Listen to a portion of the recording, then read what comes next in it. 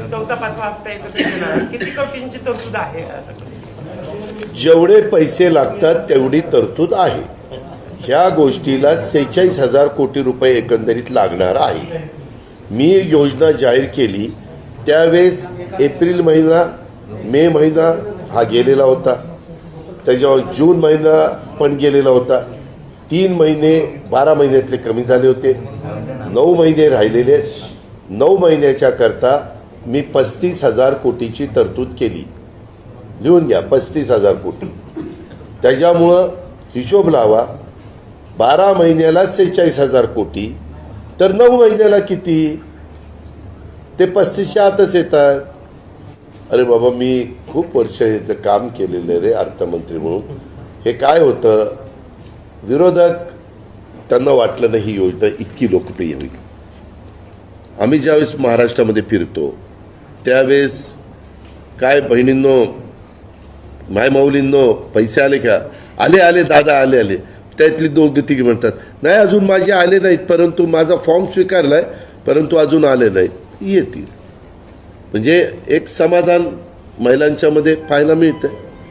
आणि आम्ही केली ना बाबा तरतूद. आता सांगितलं ना तुला, तू केला का हिशोब 9ला किती?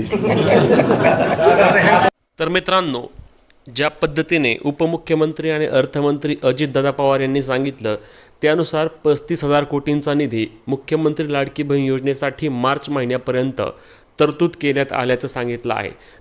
त्यानुसारच आज देखील महिलांच्या बँक खात्यावर ऑक्टोबर आणि नोव्हेंबरचे 2 हप्ते म्हणजेच की 3,000 रुपये जमा होण्यास सुरुवात देखील झालेली आहे. आणि टप्प्याटप्प्याने येत्या 10 ऑक्टोबरच्या आधी सर्व पात्र म्हणजेच की 2 कोटी महिलांच्या आसपास सर्वांच्या बँक खात्यावर हे पैसे येणार आहेत.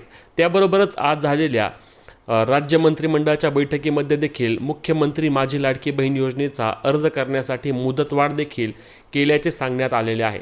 यामुळेच राज्य सरकारने याद्वारे स्पष्ट केले आहे की जास्तीत जास्त महिलांनी या योजनेचा लाभ घ्यावा आणि मुख्यमंत्री माझी लाडकी बहीण योजना अधिक व्यापक व्हावी, हाच राज्य सरकारचा प्रयत्न असणार आहे.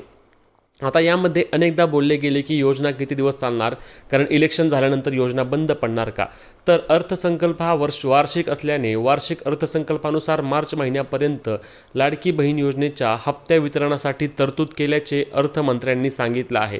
आणि त्यामुळेच या योजनेचे मार्च महिन्यापर्यंत म्हणजेच की मार्च 2025 पर्यंत सर्व महिलांच्या बँक खात्यावर पैसे पडायला कोणत्याही प्रकारची अडचण येणार नसल्याचे देखील राज्य सरकारकडून सांगण्यात आले आहे.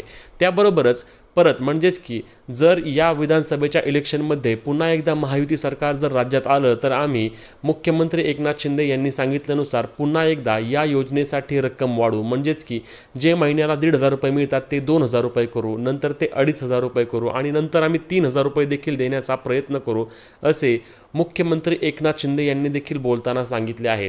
त्यामुळेच तुम्हाला देखील लाडकी बहीण योजनेचे पैसे अद्याप जमा झाले नसल्यास तुमच्या देखील बँक खात्यावर येत्या काही दिवसांमध्ये लाडकी बहीण योजनेचे पैसे येणार आहेत. त्याबरोबरच ज्या महिला सप्टेंबर आणि ऑक्टोबर महिन्यामध्ये अर्ज करणार आहेत त्या महिलांना जुलै आणि ऑगस्ट महिन्याचा लाभ दिला जाणार नाही.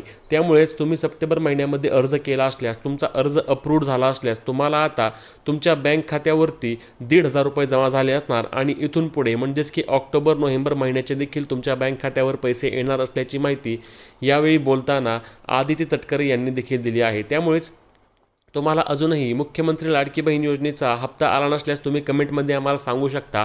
आणि हा हप्ता मिळाला असल्यास तुम्हाला आत्तापर्यंत किती हप्ते मिळाले, तसेच तुमचा जिल्हा कोणता आहे याची देखील माहिती तुम्ही आम्हाला कमेंटमध्ये सांगू शकता. तसेच ही व्हिडिओ जास्तीत जास्त शेअर करायला आणि अशाच प्रकारच्या महत्त्वाच्या माहिती व अपडेटसाठी आपल्या चॅनलला हक्काने सबस्क्राईब करायला विसरू नका.